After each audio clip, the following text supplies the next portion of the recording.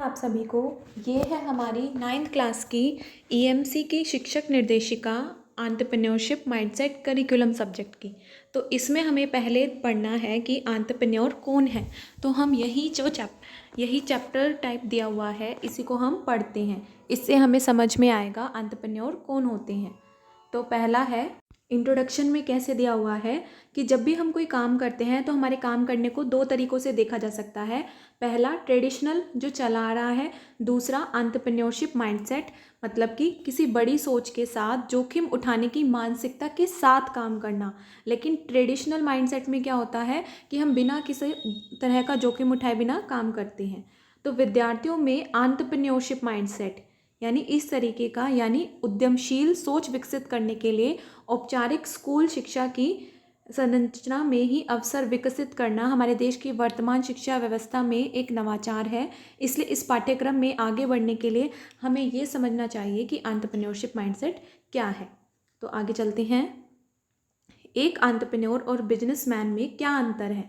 तो इसमें क्या है कि एंटरप्रेन्योर सारे के सारे व्यापारी होते हैं, लेकिन सभी व्यापारी एंटरप्रेन्योर नहीं होते। तो कुछ व्यापारियों में कुछ अलग प्रतिभा, अलग गुण जो उन्हें एक एंटरप्रेन्योर की श्रेणी में खड़ा करते हैं।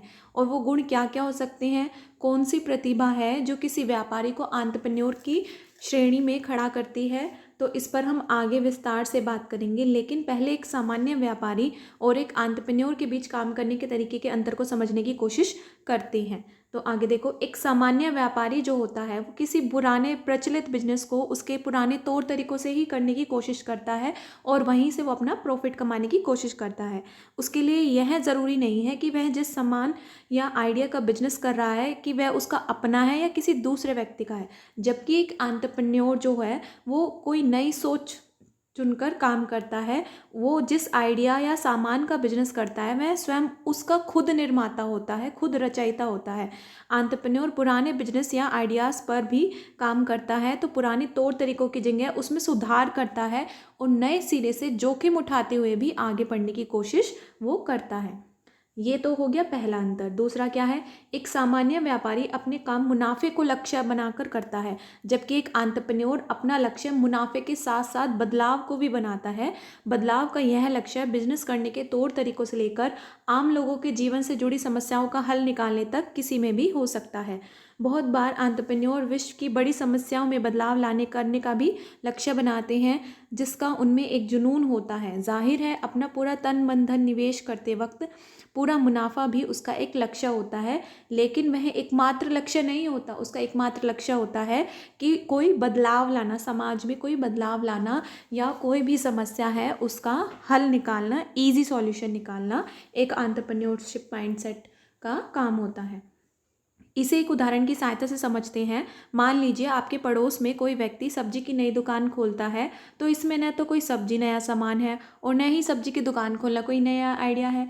अगर यह व्यक्ति सब्जी खरीदने वाले ग्राहकों की समस्या को समझते हुए, मसलन अच्छी पैकिंग में या सब्जी काट कर बेचना या फिर होम डिलीवरी आदि उसका समाधान करने के विचार से अपना काम शुरू करता है, तो निश्चित रूप से वह सामान्य बिजनेसमैन नहीं है बल्कि एक एंटरप्रेन्योर कहलाएगा। क्योंकि सब्जी काट कर बेचना हर कोई नहीं सोच सकता और होम डिलीवरी वो भी हर कोई नहीं सोच सकता। यह उसका एक नया आइडिया हो गया। तो यह करने के लिए उसको कई तरीके के जोखिम उठाने पड़ सकते हैं। जैसे उसको कोई नई मशीन में निवेश करना पड़ेगा, इन्वेस्ट करना पड़ेगा, या दुकान में उसका अधिक संख्या में काम करवाने वाले लोग रखने पड़ेंगे। इन आर्थिक जोखिमों के अलावा यह भी खतरा हो सकता है कि उसका आइडिया काम न करे और उसे नुकसान भी हो जाए। पर इन सब के बावजूद भी अगर वह इस काम करने का निर्णय लेता है तो वह एंटरप्रेन्योरशिप माइंडसेट के साथ काम करने वाला व्यक्ति कहलाएगा। इसे एक और उदाहरण से समझते हैं। मान लीजिए कोई व्यक्ति एक लोकप्रिय पिज़्ज़ा कंपनी की फ्रेंचाइजी लेकर रेस्टोरेंट खोलता है। अगर वह अपना रेस्टोरेंट कनॉट प्लेस में खोलता है, जहाँ पर पहले से ही हज़ारों लोग रोज़ाना खाना खाने के लिए आते हैं, तो वह एक ट्रेडिशनल माइंडसेट के साथ काम करने वाला बिजनेसमैन होगा। अगर वह कनॉट प्लेस में ही एक नए तरीके से तैयार नए स्वाद के पिज़्ज़ा की अपनी ब्रांड शुरू करता है, ठीक है, नया स्वाद का पिज़्ज़ा अपनी ब्रांड से शुरू करता है, तो वो एक एंटरप्रेन्योर कहलाएगा।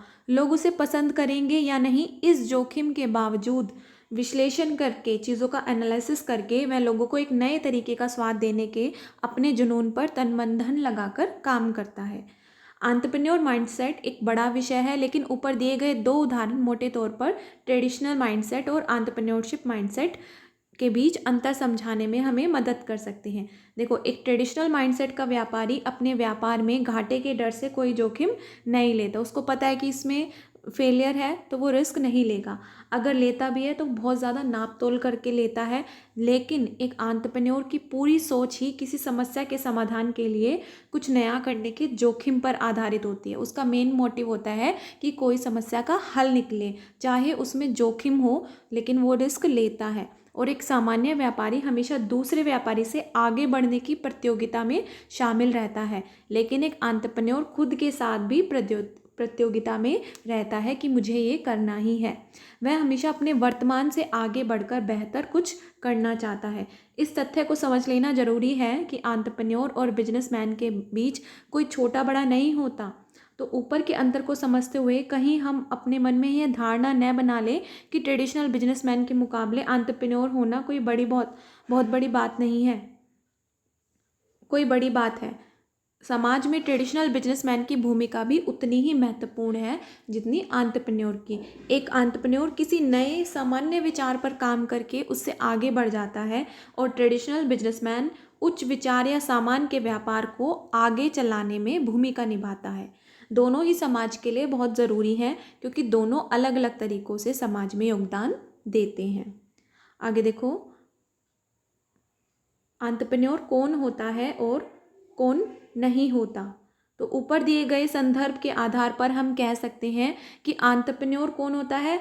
वह व्यक्ति जो नए तौर तरीकों के साथ अपना व्यापार करता है। उसके व्यापार करने के पीछे एक सोच होती है, एक विजन होता है कि उसे ये करना है। अपने व्यापार के जरिए वह लोगों के जीवन पर प्रभाव डालता है, उनकी समस्या का समाधान उपलब्ध करवाता है। वह कुछ नया करते हुए असफल होने के विचार से नहीं डरता, बल्कि जोखिम उठाते हुए सफल होने की कोशिश करता है। अगर उसका कोई प्रयास या योजना सफल नहीं भी होती, तब भी वह अपने बड़े उद्देश्य को ध्यान में रखते हुए, नुकसान उठाते हुए भी नए सिरे से सफल होने का प्रयास में लगा रहता है। हम किसी ऐसे व्यक्ति को जो भले ही अपना व्यापार करता हो और अपने व्यापार में सफल भी हो, एंटरप्रेन्योर नहीं कहेंगे। जिसके लिए काम करने का उद्देश्य केवल आजीविका चलाना या प्रॉफिट कमाने तक ही सीमित रहता है, और अपनी या लोगों की समस्याओं का समाधान खोजना उसकी मुख्य प्रेरणा नहीं होती। वह असफलताओं से डरता है और छोटी मोटी असफलताओं से निराश होकर अपनी महत्वपूर्ण और महत्वाकांक्षी योजनाओं को पीछे छोड़ देता है।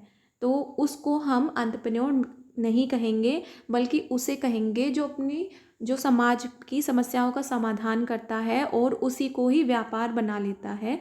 ठीक है, और उसमें भी अगर उसे जोखिम हो रहा है तो भी वो सफल होने की कोशिश करता है, और अगर उसका कोई योजना सफल नहीं भी होती तो भी उसका एक लक्ष्य होता है, एक विजन होता है, उसको हमेशा ध्यान रखता है और उसको उस पर हमेशा काम करता रहता है। उस व्यक्ति को हम एंटरप्रेन्योर कहेंगे। अभी तक हमारी वीडियो इतनी ही है, आगे की हम अपनी नेक्स्ट वीडियो में बताएंगे। Thank you. अगर आपको ये वीडियो अच्छी लगती है तो आप इस चैनल को सब्सक्राइब करें, लाइक करें और हमें अच्छे अच्छे कमेंट्स करते रहिए, ताकि हम मोटिवेट होकर आपके लिए और अच्छी वीडियोस लेकर आएँ। Thank you.